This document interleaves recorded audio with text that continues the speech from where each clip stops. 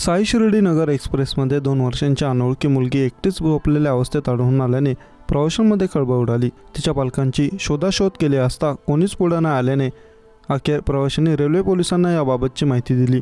Railway पोलिसांनी सध्या तिचे पालकत्व स्वीकारले आहे। दरम्यान मुलीला कोणीतरी जाणीवपूर्वक रेल्वे सोडून दिल्याच्या संशयावरून अनोळखी व्यक्तीविरुद्ध गुन्हा नोंदविला आहे।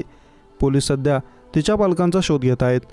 रेल्वे पोलिसांनी दिलेल्या माहितीनुसार बुधवारी दुपारच्या सुमारास साई शिर्डी नगर एक्सप्रेसमध्ये काही प्रवाशांना 2 वर्षांची मुलगी एकटीच झोपली असल्याचे लक्षात आले। कल्याण रेल्वे स्थानकात हा प्रकार प्रवाशांना समजला। त्यानंतर प्रवाशांनी डब्यात विचारपूस करतच तिच्या आईवडिलांचा शोध सुरू केला। कोणीच आढळून न आल्याने प्रवाशांना संशय आला। त्यांनी दादर येथे उतरून या 2 वर्षांच्या चिमुकलीला दादर रेल्वे पोलिसांच्या स्वाधीन केलं। या मुलीचा हात फ्रॅक्चर होता। पोलिसांनी तातडीने तिला रुग्णालयात दाखल केलं। त्यानंतर तिला बालगृहात नेण्यात आलं। तिच्या पालकांचा पोलीस शोध घेत आहेत।